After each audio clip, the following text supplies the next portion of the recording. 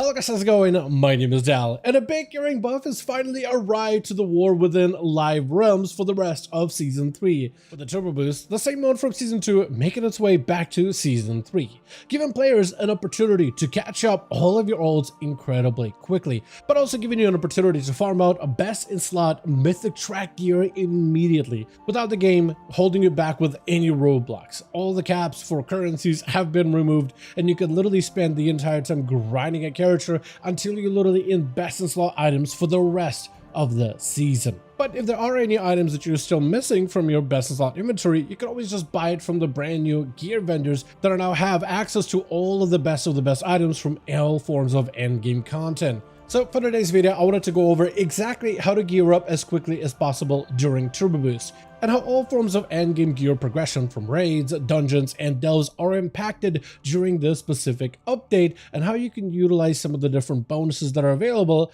in order to catch up not only your main, but also your ults incredibly quickly. With that, as always, if you guys want to see more regular content for War Within, or other content like Legion Remix or Midnight Alpha, be sure to follow the channel and subscribe. But otherwise, let's dive right in.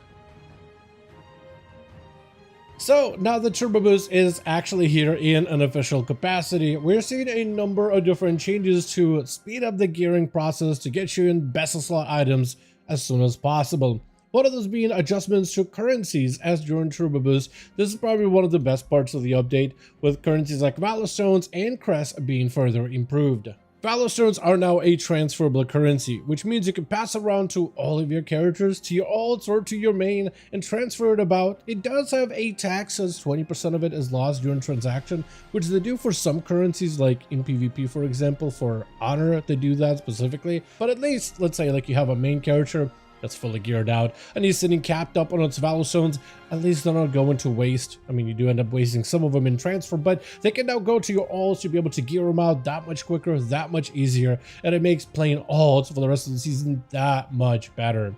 Crests are also finally uncapped. You can farm them as much as you infinitely want to, and you'll be able to collect a lot of gilded crests, and you convert those into a bunch of pieces of gear, whether you're looking to upgrade hero and mythic track items to the highest levels, or possibly even craft a bunch of pieces, since you can farm up Valor Stones and collect even more sparks in order to be able to get gear, convert those sparks into super high item level pieces with the gilded crest, and those augmented upgrades within the crafter for 275 item level pieces. And generally, the best source of farming gilded crests infinitely is through usually Mythic Plus dungeons, starting at keystones of 7 and above, but generally the higher you go, the more of these you're going to be able to get. But if you just got, some time to burn, and you're just willing to farm up all of your gilded crests, plus 7 and above dungeons is the best way. Ideally, you should be doing like 12s, because you actually can run your dungeons without that extra Zealoteth affix, and in some cases that can actually make dungeons a little bit more straightforward, because you're not having to stop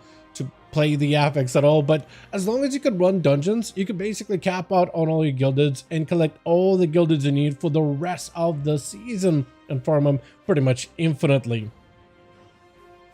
Now, another thing that's going to be active this week as well are the gear vendors. We have the heroic goods vendor as well as the broker of mythical goods. Every single week you're going to be able to get a chance to earn a puzzling card shell chip. The first time you do the quest, you'll be able to get 3 of these chips at once. From that point on though, you'll be able to get 1 chip once a week, so you'll be doing this for the next 6 weeks.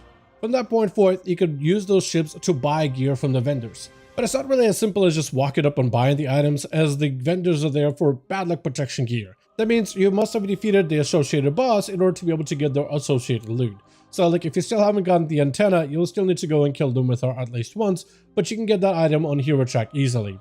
The mythic version of this gear is a little different. You need to defeat those associated bosses on mythic difficulty in order to get their items, or for like the dungeon gear, you'll need to have defeated that dungeon on a plus 12 difficulty in order to be able to unlock those items on mythic track difficulty.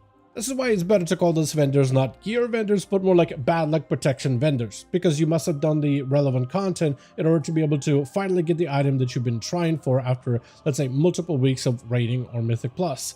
And you also only get 9 of these tokens for the rest of the season, so you can at best buy 3 items specifically, so you better be extra careful in how you spend them on these vendors.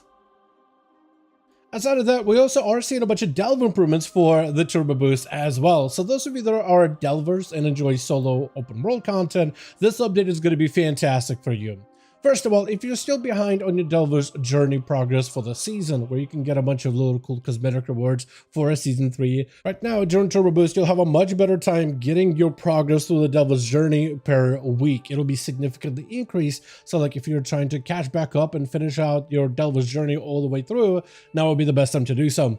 Delves will also provide far more valor stones and crests from all forms of delve difficulties, so they're going to be a lot more rewarding. Like if you're seeing all those mythic plusters and raiders get a gear vendor, don't worry, delvers are still going to be able to get even better time catching up all of their alts through delve content specifically.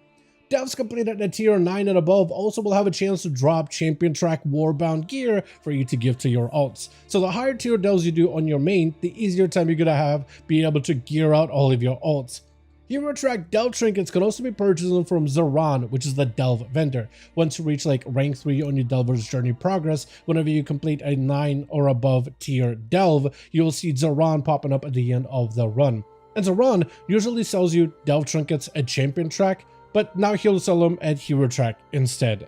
And generally, a lot of the hero track gear or trinkets specifically from delves are generally not that bad. Like a lot of them are actually not that terrible. So if you can find some decent ones that are really good for your class, they could potentially be a fairly sizable upgrade.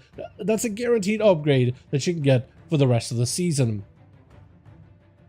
Those of you grinding all of your gilded crests through Mythic Plus in particular will notice that bonus warbound gear is going to be dropping a lot more regularly. They are greatly, and I mean, as they say themselves on the blue post, significantly increases your chances in order to be able to get warbound gear from M+ dungeons specifically. This is on purpose so that as you are spamming all of your Mythic Pluses, even for the week or even as you're continuing, pushing the rest of the season, there's still an opportunity for you to play your main while being able to gear out your ult so you can start playing those characters much quicker, which allows Mythic Plus dungeons to finally also join in the rest of the other content like raids and delves in terms of that ult-friendly environment.